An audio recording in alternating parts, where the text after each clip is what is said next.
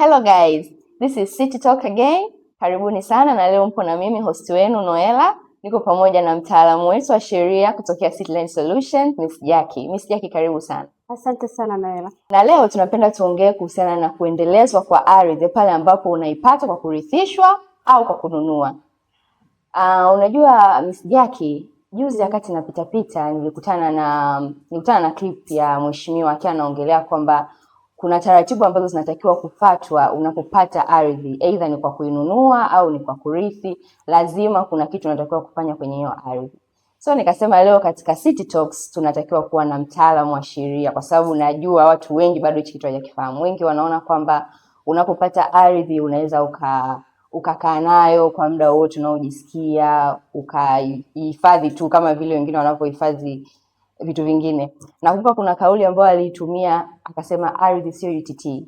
Walicheka, lakini nahisi ni kitu ambacho natakiwa kuwaelezea sana wananchi. So nafikiri hili ni jambo ambalo leo itabidi tuliongelee ili Watanzania waweze kuwa na uelewa zaidi. So wewe kama mwanasheria unaweza ukaongea nini au unajua nini zaidi kuhusiana na kuendelezwa kwa ardhi na nini kitatokea endapo mtu hataendeleza ardhi kwa muda unaotakiwa? Sasa unajua Noela, kwenye masuala mazima ya ardhi, Watanzania wengi kitu wanachokosa ni elimu sahihi. Kweli kabisa. Kwenye mambo ya ardhi. Unajua sisi Watanzania wengi, mtu anajua kabisa anakuja Cityland, anawekeza pesa yake, ananunua kiwanja, anapewa mkataba, transfer inafanyika, anapata hati. Anajua kisha pata hati amemaliza. Anajua kabisa nikishapata hati tayari kiwanja ni cha kwangu, basi sina wajibu wowote kwenye hiyo ardhi. Lakini wanasahau ya kwamba kupata wewe ile ardhi kuna wajibu na masharti mbalimbali ambayo unatakiwa uyafuate. Na ndio maana sisi kama Cityland tumeamua kuchukua hatua ya kuweza kuelimisha jamii yetu kuhusu masuala mazima ya uendelezaji wa ardhi. Sasa bwana, kwenye ile hati ambayo mtu anapewa kule wizarani, kwenye wizara ya ardhi, kama tunajua hati zote zinatolewa kwenye wizara ya ardhi. Kwenye ile hati kuna masharti mbalimbali ambayo yamewekwa. Kwa hiyo kama mmiliki wa ardhi, ushakwenda kiwanja? Unamiliki kiwanja chochote? Tumeshakununua viwanja, tunaona. Kwa hiyo mtu yoyote ambaye anamiliki kiwanja, kwenye ile hati yake kuna masharti ambayo yamewekwa pale, ambayo lazima yafuate, ambayo masharti yanahusiana na uendelezaji wa ardhi yake. Ambapo mojawapo ya sharti la uendelezaji wa ardhi, mtu anaweza kujiuliza, naendeleza vipi ardhi au uendelezaji wa ardhi unafanyika kwa namna gani? Njia ya kwanza ambayo inatumika katika kuendeleza ardhi, ya kwanza kabisa, ukishapata ardhi yako, ukishapata umiliki wa ardhi yako, wewe nenda kwenye ile ardhi yako kapande miti. Cha kwanza kabisa. Sio lazima kujenga, maana mtu ukisema kuendeleza ardhi mtu anaweza kawaza nimetoka tu kutoa hela ya kumiliki ya kununua kiwanja hapa, alafu tena sasa hivi nianze kujenga. Wengi wanakuwa hawawezi. Ila kama unaweza kujenga, basi kajenge kwenye ile ardhi. Kwa sababu miaka mitatu ikipita haujafanya chochote kwenye ile ardhi, tunasema ardhi yako haijaendelezwa, haina maendeleo yoyote, basi ile ardhi inarudi kwa serikali. Na nahisi watu wengi wanamisi sana hapo kwenye kujua ni muda gani, na kwenye mvosema umeongelea sana kuhusiana na kuendeleza pia. Nahisi watu wengi wanapata shida kwenye kujua kuendeleza ni kwa namna gani. Kwa sababu wengine wanaona kwamba tayari akishakuwa labda ameona beacon pale, ameweka anahisi tayari amesha kuendeleza. Lakini pia kuna kitu kizuri umekiongea kuhusiana na kusoma hati. Nahisi watu wengi kwenye hati akishaona jina lake tu anajua basi maliza. Kumbe kuna information nyingine watu wanatakiwa kusoma.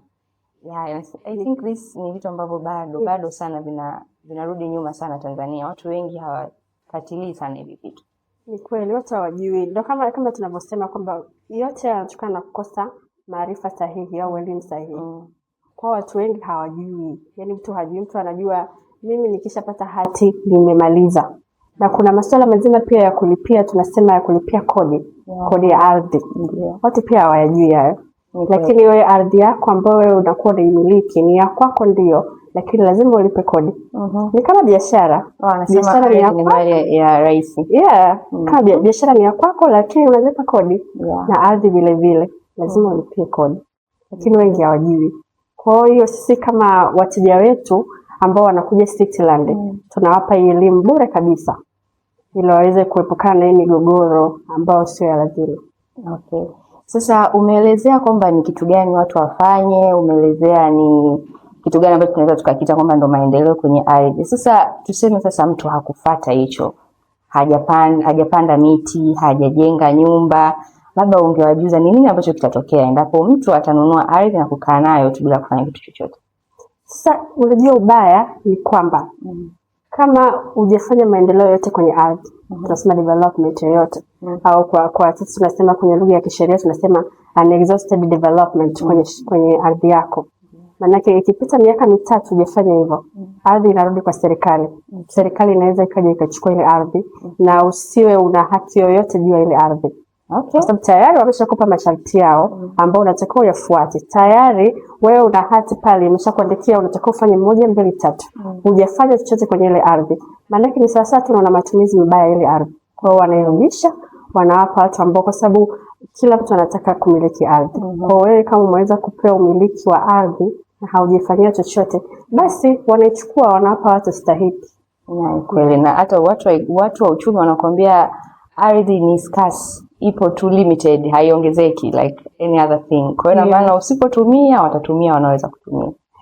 I think hii ni elimu ambayo ni nzuri sana. Yaani natamani watu wengi wafahamu, wajue kuhusiana na uendelezwaji wa ardhi, kwa sababu nahisi kama imeleta migogoro sana ya ardhi. Watu wengi wanakuja wanagombana na serikali, wengine mtu kwa mtu, pale ambapo mtu anashindwa kuendeleza hiyo ardhi.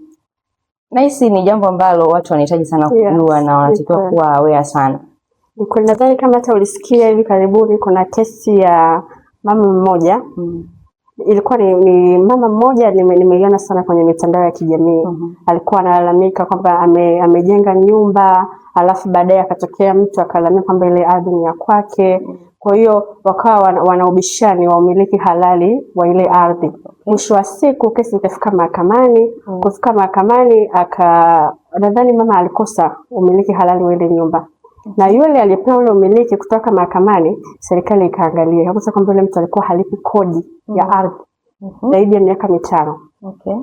Basi ile ardhi serikali ilichukua. Kwa hiyo hakuna aliyepata umiliki wa ile ardhi.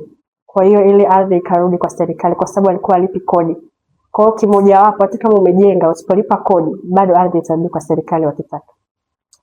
Kwa kweli, I think hiyo ni somo jingine ambalo itabidi tena tuandae wakati mwingine wa kuja kuongea na Watanzania kuhusiana na kulipa kodi juu ya viwanja vyao. Ni kweli. Na hiyo ndio ilikuwa podcast yetu ya siku ya leo. Natumai utakuwa umepata funzo juu ya jinsi gani ya kuendeleza ardhi, na kwa miaka mingapi unatakiwa kuendeleza ardhi pale ambapo unakuwa umeipata. Karibuni sana Citylens Solutions, your great partner in real estate.